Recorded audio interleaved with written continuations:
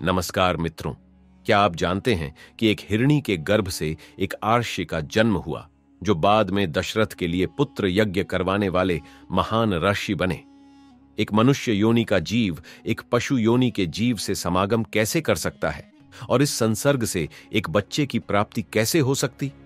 जानने के लिए हमारे साथ अंत तक बने रहिए और कमेंट में लिखें जय श्री राम। बहुत समय पहले की बात है। महर्षि कश्यप के पुत्र महर्षि विभांडिक तपस्या में महारथ रखते थे। जंगल में एकांत में एक कुंड के पास ध्यान में लीन थे। उनकी तपस्या का तेज इतना था कि देवता भी भयभीत हो उठे। उन्हें लगा कि कहीं महर्षि विभांडिक अपने तप से इंद्रलोक को न हिला दें और स्वर्ग खतरे में न पड़ जाए। इंद्र ने इस समस्या का हल निकालने के लिए अपनी सबसे सुंदर अप्सरा उर्वशी को भेजा ताकि वह अराशि की तपस्या को भंग कर सके। उर्वशी ने अपने मोहक नृत्य और संगीत से अराशि को विचलित कर दिया। उर्वशी के हाव भाव को देखकर ऋषि के मन में थोड़ी देर के लिए काम भावना का उदय हुआ, जिसके चलते बरसों से संचित उनका वीर्य कुंड में ही प्रभावित हो गया। आर्षि का वीर्य प्रवाहित होते ही उनकी वर्षों से चलने वाली साधना खंडित हो गई। उसी समय एक हिरणी वहां पानी पीने आई। उसने कुंड में से पानी पीना प्रारंभ किया और पानी में सना हुआ अर्षि का वीर्य भी उसके पेट में चला गया। अर्षि के वीर्य के तेज से उसके पेट में गर्भ आ गया और समय आने पर उसने एक अनोखे बच्चे को जन्म दिया। दोस्तों, आपके मन में सवाल होगा कि एक जानवर मनुष्य रूपी बच्चे को जन्म कैसे दे सकता है? तो मैं आपको बता दूं, ये कोई साधारण हिरणी नहीं थी।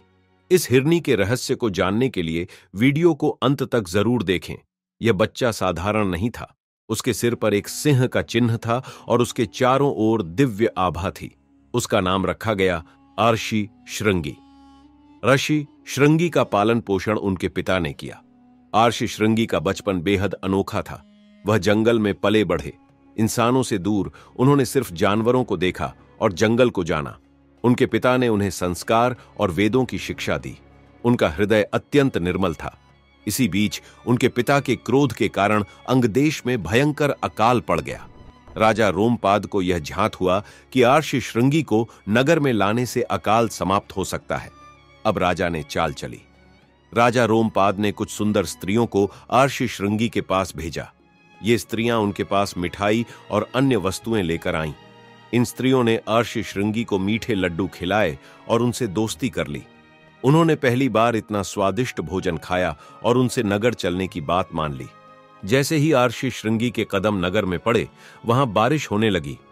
लोग खुशी से झूम उठे और अकाल खत्म हो गया। राजा रोमपाद ने अपनी पुत्री शांता का विवाह आर्षि श्रृंगी से करवा दिया। इस विवाह से आर्षि विभांडिक का क्रोध शांत हो गया। आर्षि श्रृंगी और शांता का विवाह केवल प्रेम का प्रतीक नहीं था, बल्कि इसने धर्म और प्रकृति के संतुलन को भी पुनः स्थापित किया। बाद में आर्षि श्रृंगी ने अयोध्या के राजा दशरथ के लिए पुत्र प्राप्ति यज्ञ करवाया। इस यज्ञ के फलस्वरूप राम, लक्ष्मण, भरत और शत्रुघ्न का जन्म हुआ।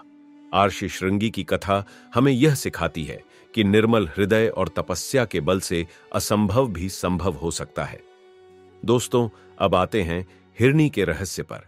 वह हिरणी कोई सामान्य हिरणी नहीं थी, बल्कि वह अपने पूर्व जन्म में एक देवकन्या थी। उसे श्राप मिला था कि वह देवकन्या से पशु योनि में अवतरित हो जाएगी। ब्रह्मा जी ने उसके श्राप से मुक्ति का उस दिन उपाय बताया था कि जब वह किसी भी आर्षि का वीर्य अपने गर्भ में धारण करेंगी और एक पुत्र को उत्पन्न कर देगी तो वह श्राप से मुक्त हो जाएगी और वापस देवकन्या बन जाएगी। मित्रों, यह थी आर्षि श्रृंगी की अद्भुत कथा। यदि यह कहानी आपको रोचक लगी हो तो वीडियो को लाइक करें, चैनल को सब्सक्राइब करें और हमें कमेंट में बताएं क्या आपने पहले ये कथा सुनी थी। अगली बार फिर मिलेंगे एक नई पौराणिक कथा के साथ।